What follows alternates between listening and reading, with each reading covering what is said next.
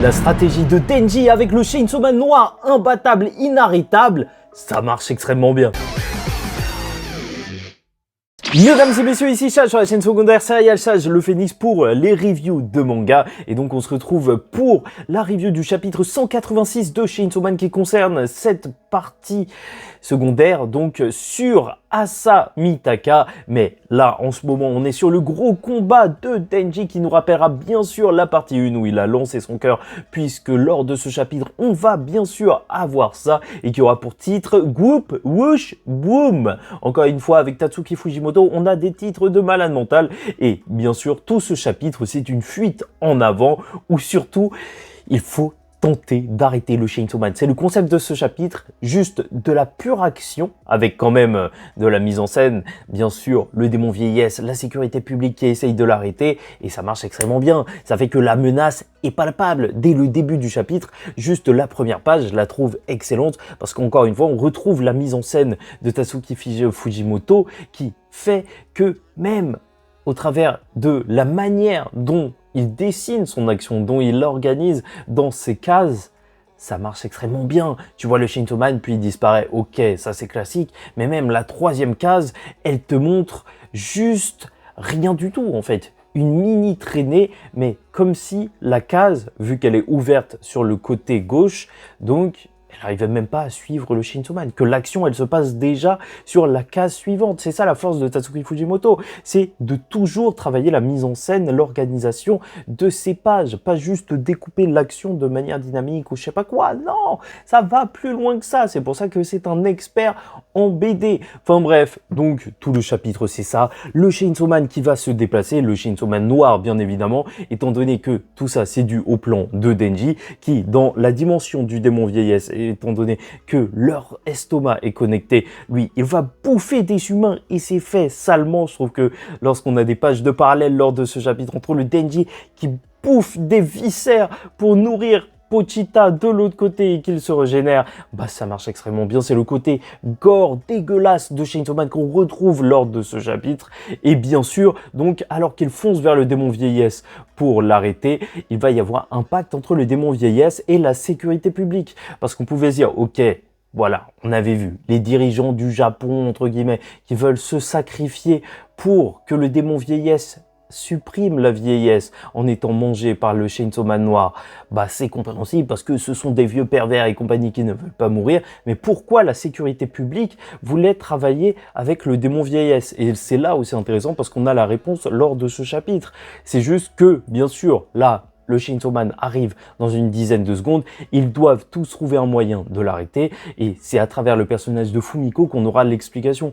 Elle le dit en fait, le personnage bien sûr qu'on prenait pour une alliée de Denji parce qu'elle avait dit qu'elle avait vu dans la première partie, donc par le passé, se battre en tant qu'humain et je pense que c'est véritablement ça le personnage de Fumiko qui ne défend pas forcément le Chainsaw Man mais qui est pour Denji, pour l'humanité et là ce qu'elle veut c'est éviter la prophétie. Le monde est sans dessus dessous.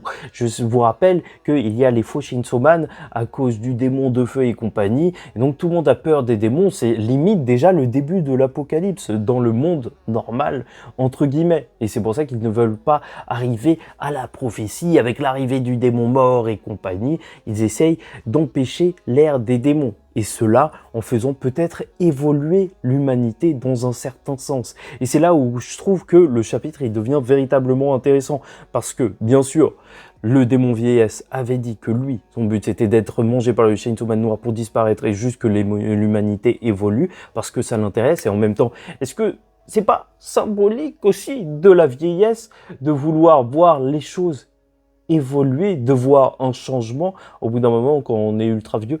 Qui sait, dans tous les cas, ou peut-être que c'est l'inverse, que t'as pas envie de voir les choses qui évoluent. Enfin bref, voilà, Fumiko, c'est ça son but avec la sécurité publique. C'est pour ça qu'il passe un contrat avec le démon vieillesse qui va les sacrifier peu à peu. Et la scène est dantesque en réalité, parce que tu vois, là, il se sacrifie. Il dit ongle. Ça commence à péter le corps du Chainsaw Man, mais il se régénère et il continue d'avancer alors qu'il est coupé en 3. Et ensuite, ça commence à les dégommer petit à petit. Et ils veulent que ça continue. La sécurité publique, elle est vraiment à fond. Elle pense vraiment qu'il y a une menace. Et c'est là où on se rend compte que Vraiment, encore une fois, dans Chainsaw Man, c'est un petit peu compliqué de dire qui a tort ou a raison. Enfin, c'est tellement compliqué le rôle des antagonistes dans toute cette histoire. Tu vois, même ils veulent empêcher l'apocalypse. Est-ce que c'est si fou que ça? Bien sûr qu'ils le font de manière hyper sale. Hein. Tuer Nayuta, c'était affreux.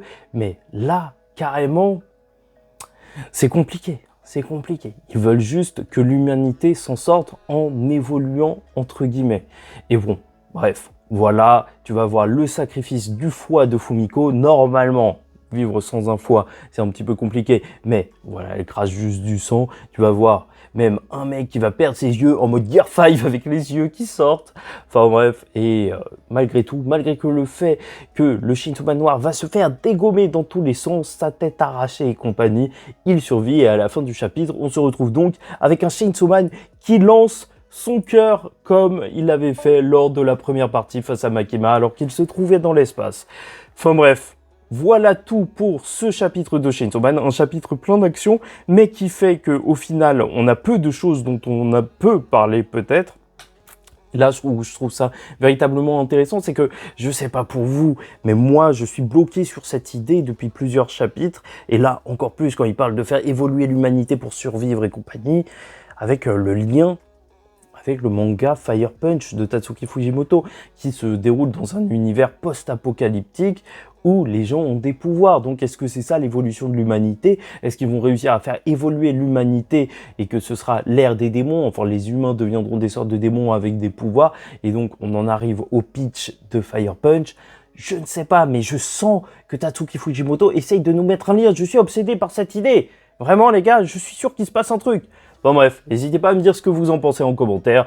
Sûrement que là, le Chainsaw Man noir va s'occuper du démon vieillesse. Quand même, ça fait depuis plusieurs chapitres qu'on est dessus, même si on était sur le développement du personnage d'Asamitaka et aussi de Denji. Là, il s'est passé énormément de choses et j'ai hâte que ça se termine. Sans vous mentir, là, je pense 2-3 chapitres, j'ai hâte qu'on passe à autre chose et même qu'on parle des retombées de l'arc parce qu'il s'est passé tellement de choses, mort de Nayuta et compagnie.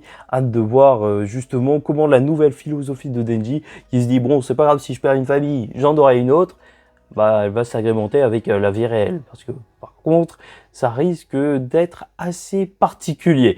Enfin bref, voilà, en attendant la suite, je vous dis ciao tout le monde, faites très attention à vous. Je sais plus si je vous ai dit de liker ou de disliker la vidéo, commentez, donnez votre avis en commentaire et vous abonnez si vous n'êtes pas encore abonné, mais faites-le, ça aide la chaîne, surtout les reviews Chainsaw Man qui marchent pas forcément bien, mais on est là pour la passion, pas pour le bif, je vous assure. Parfois ça me rapporte 2,24 €.